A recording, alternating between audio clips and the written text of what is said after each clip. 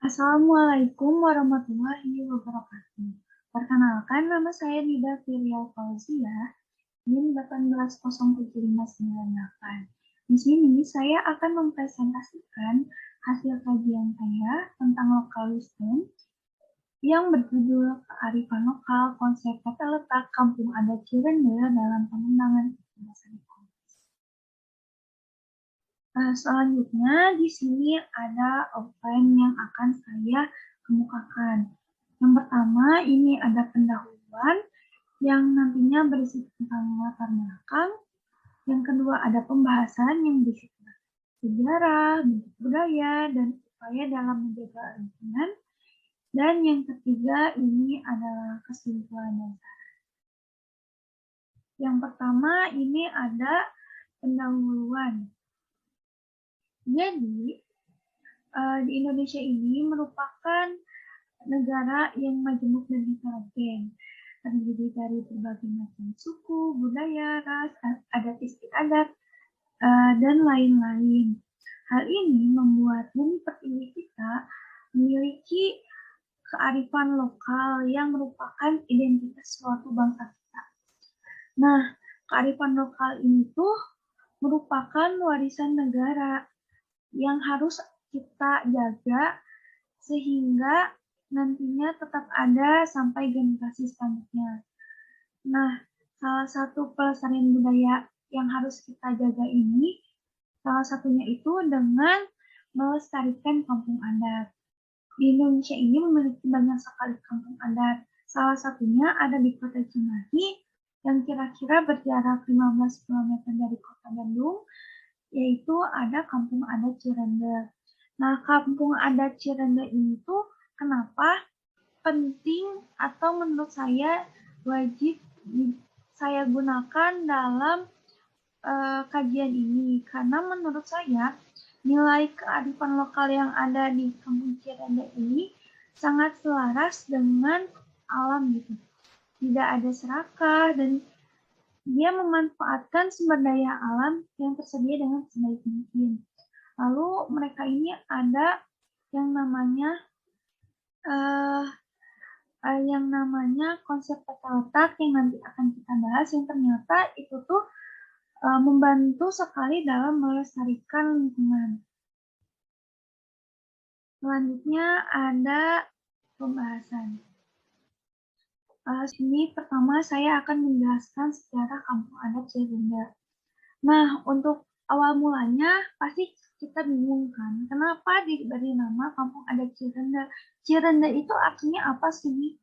Nah, Cirende ini berasal dari kata atau berasal dari pohon rende, di mana pohon rende ini merupakan pohon herbal yang populasinya ini paling banyak atau sering ditemui di kampung adat tersebut pada zaman dahulu, sehingga banyak sekali orang yang menyebut kampung adat ini sebagai Kampung Adat Cirende. Untuk masyarakat Cirende ini, mereka menganut kepercayaan Sunda Wiwitan, di mana Sunda Wiwitan itu sendiri mengandung arti Sunda yang dari awal, dan bagi mereka agama ini bukanlah sebagai penyembahan saja, namun merupakan sarana aplikasi dalam kehidupan. Karena itu mereka memegang teguh tradisi dan jarang sekali menemukan situs-situs penyembahan di Kampung Adat Cirende. Lalu di sini ada tokoh yang sangat berperan dalam Kampung Adat Cirende, yaitu ada Pangeran Haji Ali Madris yang diakui sebagai nenek moyang masyarakat Cirende.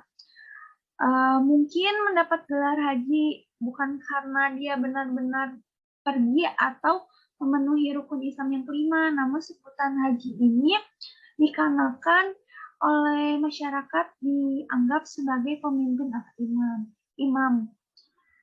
Nah, untuk agama Sunda Wiwitan ini atau kepercayaan ini melakukan pemujaan terhadap kekuatan alam dan arwah leluhur, animisme dan dinamisme yang dianut oleh masyarakat tradisional Sunda. Jadi mereka berpikir atau mereka percaya bahwa kekuasaan tunggal tertinggi itu tidak berwujud, yang disebut Sang Hyang Kersa, yang disamakan dengan Tuhan Yang Maha Esa. Nah, penganut ajaran ini tuh bisa kita temukan di beberapa desa di Provinsi Banten dan Jawa Barat seperti di Kanekes, Lebak Banten, Ciptagelar, Kasepuhan Banten, Cisolok Sukabumi, Kampung Naga Cirebon, Cibubur Kuningan, dan salah satunya ini adalah Cirende Cimahi. Walaupun masyarakat Cirende ini memiliki kepercayaan Sunda Wiwitan, namun masyarakat ini tuh tetap percaya pada Tuhan dan menjaga teguh kepercayaan serta jati diri mereka sebagai kampung adat Cirende. Jadi falsafah hidup dari masyarakat Cirende ini tidak pernah berubah dan masih memegang ajaran moral tradisi yang ada di kampung adat Cirende. Nah, kampung adat Cirende ini juga memiliki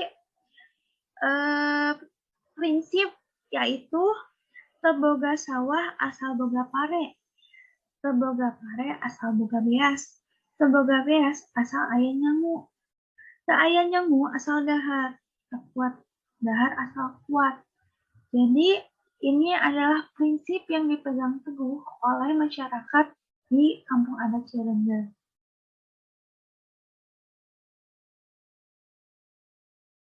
Sini ada makanan pokok kampung Cirende, yaitu ada rasi. Rasi ini merupakan beras yang terbuat dari singkong. Nah, masyarakat ini mulai mengganti makanan pokoknya sejak 1918. Oleh karena itu, masyarakat kampung Cirende ini tidak terpengaruh akibat menaiknya atau melambungnya harga-harga pangan di luaran. Karena tidak terpengaruh ini, pernah diberikan penghargaan oleh Bapak Ridwan Kamil sebagai kampung yang paling tahan pangan atau paling kuat pangannya, seperti itu. Selanjutnya ada upacara adat, itu ada upacara adat Sapu Suro, di mana upacara adat itu sering digelar sejak dahulu kala. Jadi, upacara ini tuh memiliki filsafat yang dalam bagi masyarakat, di mana dalam upacara adat Sapu Suro ini tuh mengajarkan masyarakat untuk melakukan timbal balik. Seperti apabila kita ingin hidup berdampingan dengan makhluk hidup lainnya, kita harus berbuat baik pada makhluk hidup tersebut. Apabila kita ingin hidup dengan nyaman, kita harus berbuat baik pada lingkungan tempat tinggal kita, pada hewan, pada tumbuhan, pada angin, pada tanah, dan pada semua yang ada berdampingan dengan kita. Gitu.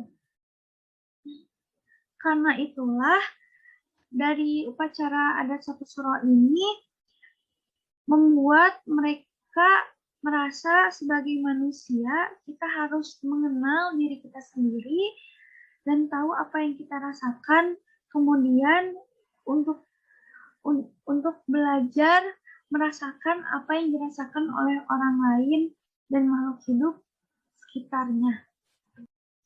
Selanjutnya ini ada bangunan adat dari kampung adat Cirende. Yang pertama ini ada Imah Panggung. Imah Panggung ini merupakan tempat fungsional untuk berkumpul, berinteraksi warga, terutama untuk anak-anak belajar. Selanjutnya di sini ada gambar panggung pentas seni, di mana di panggung pentas seni itu banyak kegiatan-kegiatan masyarakat seperti tarian atau kegiatan-kegiatan adat atau pesta yang dilakukan di panggung pentas seni tersebut. Di sini ada Balai Saresehan Kampung Adat Cirende, di mana Balai Saresehan ini tuh digunakan untuk pertemuan adat, atau pertemuan-pertemuan lain yang ada di Kampung Adat Cirende. Selanjutnya di sini ada tempat penyimpanan hasil bumi. Jadi setelah panen hasil bumi baik singkong maupun yang lainnya, masyarakat Kampung Adat Cirende ini menyimpannya di satu tempat atau di suatu tempat yang digunakan secara bersama-sama, yaitu di tempat penyimpanan hasil bumi yang ini. Selanjutnya ini ada alat musik tradisional. Ini gambarnya. Jadi untuk alat musik tradisional Kampung Adat Cirende ini tidak begitu berbeda jauh dari alat musik tradisional yang ada di Sunda, karena ini tuh tidak jauh dari catrik, saron, gendang, dan alat musik yang biasa kita dengar saat hawi yang seperti itu. Adat Cirende dalam menjaga lingkungannya. Nah, di sini tuh ada konsep tata letak Kampung Cirende, di mana tata letak ini tuh dibagi berdasarkan fungsi ruang. Yang pertama ini ada leuweung larangan. Leuweung larangan ini merupakan kawasan lindung atau bisa disebut juga sebagai hutan resapan dan sumber mata air. Jadi hutan ini tuh tidak boleh dimasuki oleh masyarakat, baik masyarakat kampung adat maupun turis, karena ini bersifatnya terlarang. Sedangkan di sini itu ada leuweung tutupan. Leuweung tutupan ini merupakan wilayah penyangga yang berfungsi sebagai wilayah lindung juga, tapi ada wilayah untuk berbudaya, sehingga di leuweung tutupan ini masyarakat dan turis yang berkepentingan boleh masuk ke leuweung tutupan tersebut. Nah, leuweung tutupan di sini yaitu memiliki banyak pohon-pohon keras yang memiliki lingkaran-lingkaran tahun yang lumayan besar, sehingga ini sudah terlihat bahwa masyarakat adat Cirende ini ternyata telah menjaga keberlangsungan atau menjaga lingkungan, kelestarian lingkungan ini sejak dahulu kala. Selanjutnya di sini ada Leuweung Baladan. Leuweung Baladan ini merupakan kawasan budidaya di mana berfungsi sebagai kawasan pertanian yang umumnya ditanami oleh singkong, jagung, dan tanaman-tanaman perkebunan lainnya, serta pemukiman ini adanya di Leuweung Baladan. Nah, dari sini bisa kita lihat ketiga konsep ini itu sangat selaras dengan pelestarian lingkungan, di mana masyarakat ini tetap tahu batasan di mana mereka bisa mengeksploitasi atau di mana mereka harus melestarikan lingkungan yang mereka tempati. Selanjutnya di sini ada penutup dan saran. Nah, dari konsep pembagian kampung ini tuh menurut saya merupakan kearifan lokal yang berpusat pada etika untuk berbuat baik pada seluruh ekosistem alam, di mana kegiatan ini dikerjakan sebagai implementasi dari menjaga alam, seperti yang kita tahu tadi ada upacara satu suro, yang dimana kalau kita mau berbuat baik atau mau berdampingan dengan baik, kita harus melakukan sikap atau perbuatan baik terhadap sesuatu tersebut. Seperti contohnya, apabila kita mau tetap tinggal di alam, kita harus berbuat baik juga dengan melestarikan alam itu juga. Jadi di sini bisa kita lihat konsep pembagian alam ini sesuai dengan konsep ekosistem dan sesuai juga dengan apa yang mereka ingin implementasikan dari budaya-budaya seperti budaya Suro dan sebagai yang lainnya. Nah, seperti yang kita tahu juga bahwa makanan pokok dari Kampung Adat Cirende ini hanya singkong. Nah, hal ini tuh bisa kita lihat bahwa mereka ini menggambarkan bahwa mereka tidak ingin mengeksploitasi berlebihan dan mereka cukup hidup sederhana, hanya memakan singkong dan tidak berniat untuk merusak tatanan yang sudah mereka buat seperti konsep pembagian kampung tadi.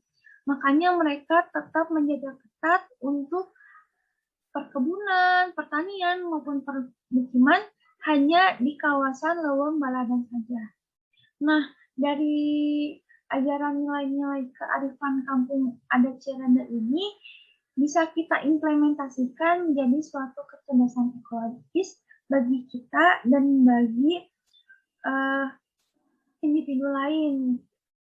Karena dari nilai kearifan lokal ini membuat saya merasa kita itu harus menjaga kecintaan kita terhadap alam, yang mana alam ini telah memberikan segalanya bagi kita.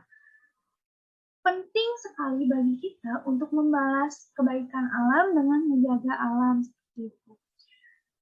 Dan menurut saya rasa cinta terhadap alam ini tuh harus kita tanamkan baik di jiwa, di raga, maupun kita harus mengajarkan juga kepada generasi-generasi selanjutnya agar mereka mengetahui bagaimana sih cara mencintai alam yang baik. Nah, selain tentang rasa cinta terhadap alam, menurut saya kearifan lokal ini juga mengajarkan tentang bagaimana sih cara pembagian lahan berdasarkan fungsi yang tentunya harus dipatuhi bersama. Dipatuhi bersama ini merupakan nilai kedisiplinan yang harus kita terapkan agar bisa terjadinya suatu ekosistem yang ingin kita wujudkan gitu. Dan apabila kita bisa mewujudkannya bersama-sama, maka ekosistem alam yang ingin kita jaga ini akan terjaga dan akan terus ada sampai generasi selanjutnya. Nah, untuk saran, menurut saya pentingnya dukungan dari seluruh lapisan masyarakat agar nilai kearifan kampung adat Cirende ini tuh tetap terlindungi di masa modernisasi. Jadi saya harap atau saran saya itu bagaimana sih kalau misalnya kita bisa menerapkan nilai kearifan lokal dari kampung adat Cirende ini tuh dalam kehidupan kita sehari-hari. Seperti contohnya sekarang itu kan lagi ada penanaman karakter. Mengapa tidak kita mengambil karakter-karakter tersebut itu dari nilai-nilai kearifan lokal, baik dari kampung adat atau budaya yang ada di Indonesia, sehingga nantinya generasi-generasi selanjutnya itu bisa tumbuh dengan berkarakter budaya Indonesia. Berikut ini ada daftar pustaka yang saya gunakan. Mohon maaf apabila ada salah kata atau ucapan atau ada kata-kata yang tidak mengenakan. Terima kasih. Assalamualaikum warahmatullahi wabarakatuh.